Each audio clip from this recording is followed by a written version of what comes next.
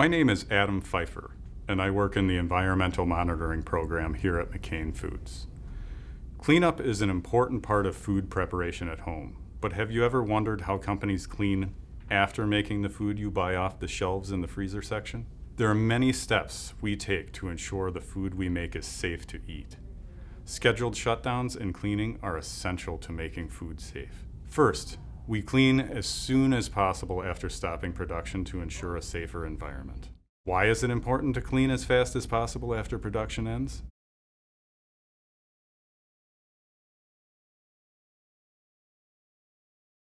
Bacteria can start to grow at an exponential rate. Do you know what this means? 1 bacteria becomes 2, 2 become 4, 4 become 8, and so on. Why don't you make a graph to visualize how many bacteria there would be after 10 or even 100 replication steps?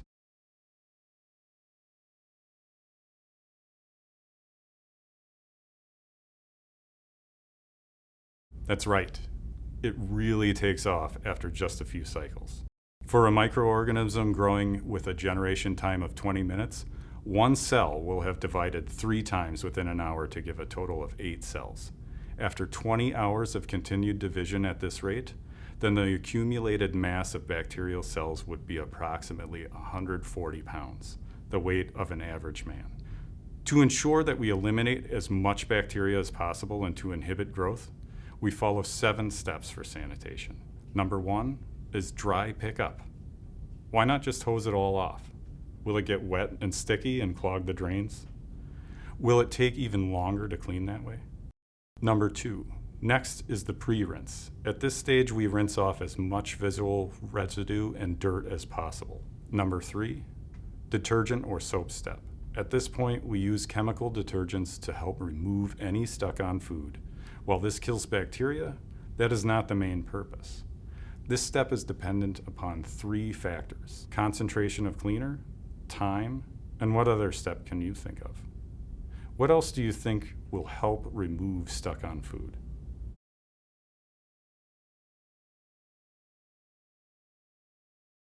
That's right, physical force.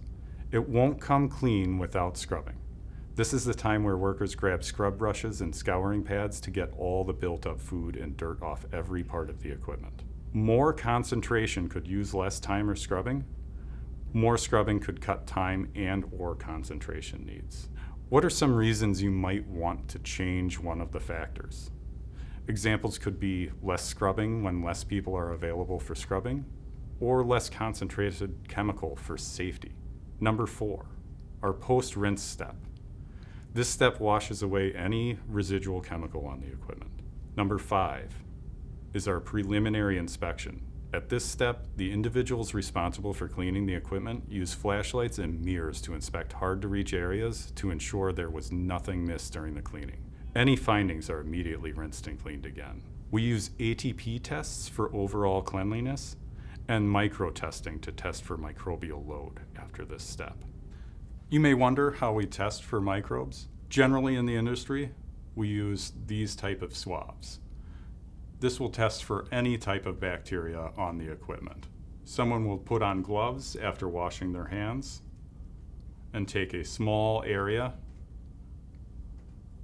This will then be labeled and sent to the lab. The lab will then take this, dilute it, and using a pipetter, apply that to this Petri film. That will then be incubated for 48 hours and counted afterwards. This plate has growth factors in it and dyes that show up after bacteria has been growing. So the lab will then take those and count. Based on the dilution factor, they will then determine how many bacteria colonies are on the plate. From there, they will send it back to me, and I can give input back to the sanitation team on whether or not more cleaning needs to be done or whether we had an effective sanitation. Number 6, pre-op inspection. This is the part where an individual who was not part of the cleaning process comes to inspect for cleanliness, emphasizing known niche points and hard to clean areas. What is a niche point? This is the term we use to describe small, hard to clean areas where food has the potential to build up and promote bacterial growth. Can you think of some niche points that may get overlooked in your daily cleaning regimen?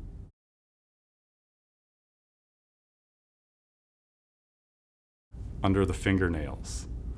If anything is found, the process is repeated on that piece of equipment and the area is re-inspected afterwards. At this stage, we also take swabs to send to the lab to test for presence of bacteria. This helps us identify areas needing more attention and ensures that the sanitation was effective. Number 7, sanitizer application. Now that we know the equipment is clean, we can apply sanitizer. This helps sanitize clean surfaces. It kills any bacteria on the surface of equipment and inhibits growth until production is started again. And this is how we keep your food safe.